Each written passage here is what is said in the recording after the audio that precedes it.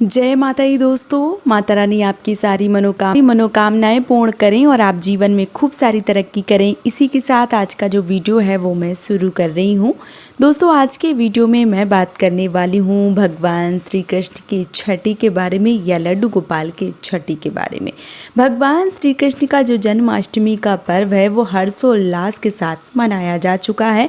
इस शुभ अवसर में देश भर में बहुत सारी रौनक जो है देखने को मिली थी। अब जो लाला की छठी है वो आने वाली है, तो जो लाला की छठी होती है वो ठीक 6 दिन बाद मनाई जाती है। अब साल 2024 में जो जन्माष्टमी का पर्व है वो 26 अगस्त को और 27 अगस्त को 2 दिन मनाया गया है। ऐसे में जो छठी का प्रोग्राम है वो 31 अगस्त को और 1 सितंबर को जो है वो बन रहा है। अब जिन लोगों ने 26 तारीख को जन्माष्टमी का पर्व मनाया है, ऐसे लोग 31 तारीख को जो छठी का प्रोग्राम है वो कर सकते हैं। लेकिन जिन लोगों ने 27 अगस्त को जन्माष्टमी का पर्व मनाया है, ऐसे लोग 1 अगस्त को जो छठी का प्रोग्राम है वो कर सकते हैं। अब बहुत सारे लोगों के मन में ये प्रश्न आ रहे हैं, अब मुझे कमेंट भी मिल रहे हैं कि दीदी शनिवार को हमारे यहाँ छठी जो है वो नहीं पूजी जाती है। कुछ लोगों के कमेंट आ रहे हैं कि दीदी हमारे यहाँ रविवार को छठी जो है वो नहीं पूजी जाती है। तो देखिए, रविवार को छठी जो है वो नहीं पूजी जाती, वो थोड़ा सा हमें समझ में आ रहा है कि जो रविवार को तुलसी दल है वो नहीं तोड़ सकते हैं, इसलिए जो रविवार को छठी है वो नहीं पूजी जा रही है। अब बहुत सारे लोगों के मन में ये आ रहा है कि शनिवार को नहीं पूजी जा रही है, तो मेरा यहाँ पे यही मानना है कि अगर आपके यहाँ किसी बच्चे का जन्म होता है तो ठीक 6 दिन बाद ही, मतलब छठे दिन ही छठी तो जो है वो मनाई जाती है। ऐसा तो नहीं है कि 7वें दिन 8वें दिन या मान लीजिए 4 दिन में ही छठी मना ली जाती है। जो नियम चला आ रहा है वो चला आ रहा है। लेकिन अगर आपके घर की ऐसी मान्यता नहीं है और आप जो शनिवार है उस दिन नहीं मनाना चाहते हैं या रविवार है जिस दिन उस दिन नहीं मनाना चाहते हैं, तो भाई एक दिन आगे पीछे कर सकते हैं। जिनके यहाँ रविवार को नहीं मनती है ऐसे लोग शनिवार को मना सकते हैं, और जिनके यहाँ शनिवार को नहीं मनती है ऐसे लोग रविवार को मना सकते हैं। अब बहुत सारे लोगों के मन में ये प्रश्न आएगा कि हम सोमवार को मना लें। तो देखिए, जो जब चीज़ होती है हम तभी मनाते हैं, ऐसा नहीं है कि हम 2 दिन 4 दिन के बाद चीज़ें जो है वो मनाते रहें। तो अगर आपके यहाँ शनिवार को नहीं मनाते हैं तो आप रविवार को मनाएं, और रविवार को नहीं मनाते तो फिर आप शनिवार को मनाएं। लेकिन जो छठी का प्रोग्राम है वो 1 दिन आगे पीछे हो सकता है। ऐसा नहीं है कि आप 4-5 दिन या 2-3 दिन आगे पीछे कर लें। ऐसा करने का नियम जो है वो नहीं होता है, और मैंने ऐसा कहीं नहीं सुना है कि शनिवार को नहीं मनाते हैं, रविवार को नहीं मनाते हैं।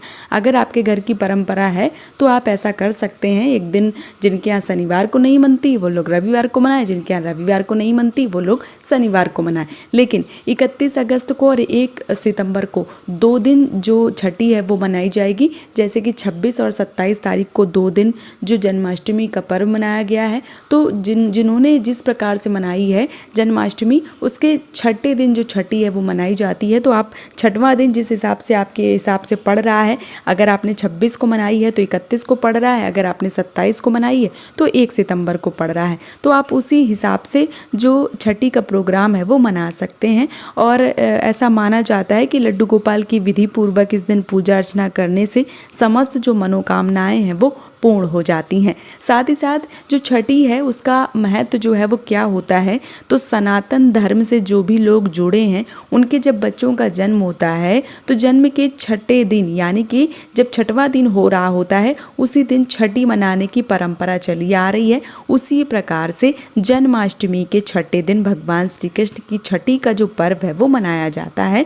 इस दिन मंदिरों और घरों में भजन कीर्तन होते हैं, और साथ ही साथ कढ़ी और चावल का जो भोग प्रसाद है वो बनाकर चढ़ाया जाता है।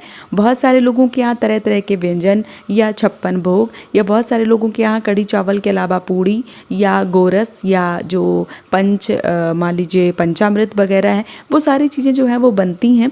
और भगवान को उनके मनपसंद जो है वो भोग लगाए जाते हैं, जैसे माखन मिश्री इत्यादि, फल फूल। तो जो भी जैसा भी सामान आपको मिल जाता है कम या ज़्यादा, उस हिसाब से आपको जो लड्डू गोपाल हैं उनकी छठी जो है वो ज़रूर मनानी चाहिए।